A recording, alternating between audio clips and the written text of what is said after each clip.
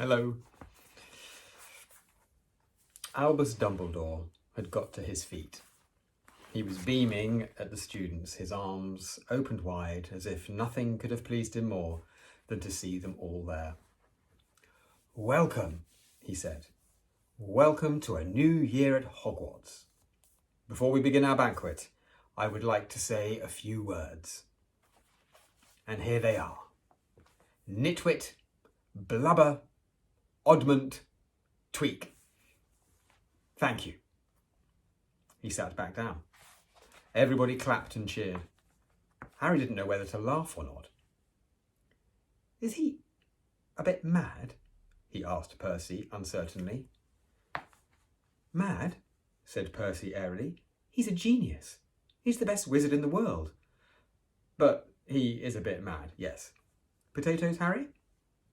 Harry's mouth fell open.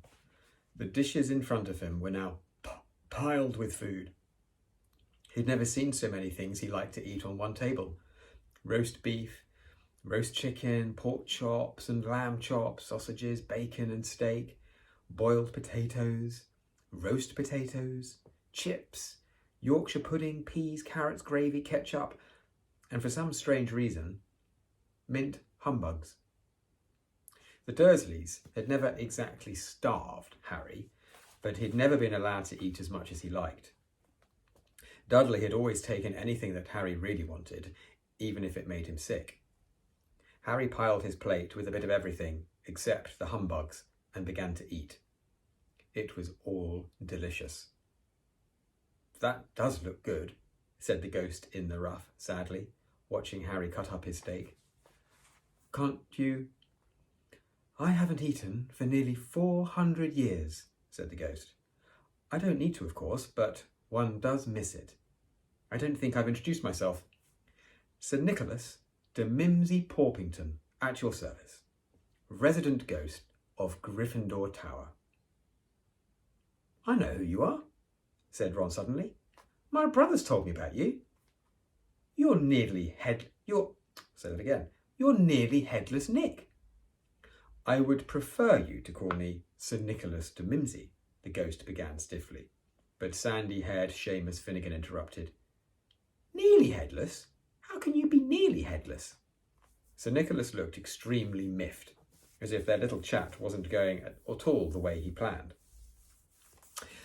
"Like this," he said irritably. He seized his left ear and pulled. His whole head swung off his neck and fell onto his shoulder as if it was on a hinge.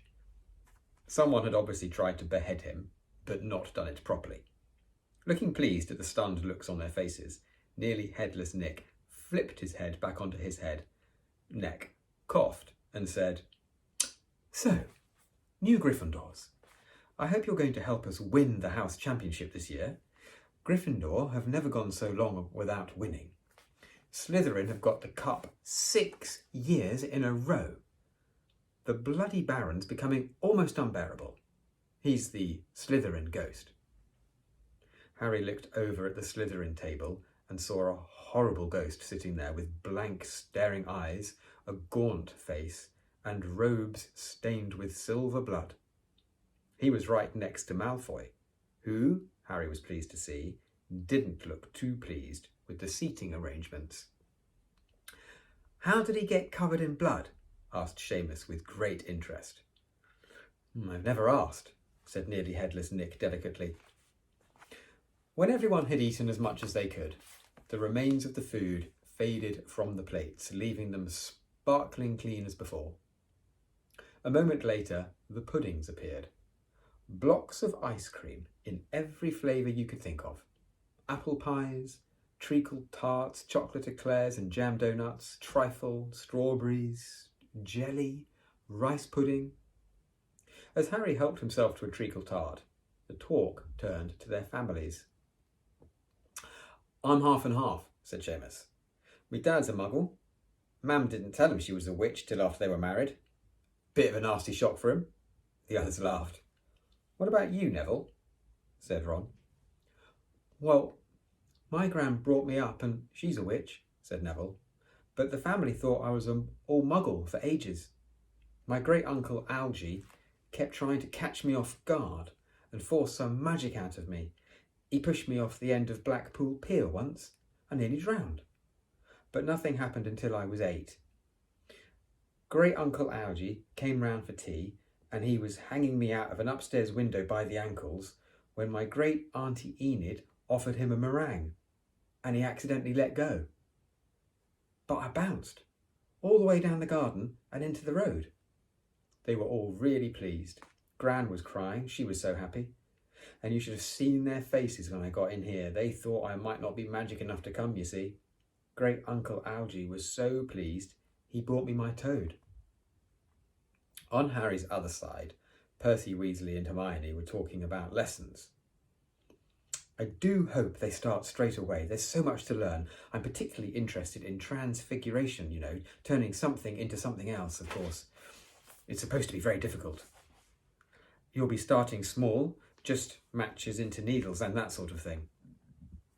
Harry, who was starting to feel warm and sleepy, looked up at the high table again. Hagrid was drinking deeply from his goblet. Professor McGonagall was talking to Professor Dumbledore. Professor Quirrell, in his absurd turban, was talking to a teacher with greasy black hair, a hooked nose and sallow skin. It happened very suddenly.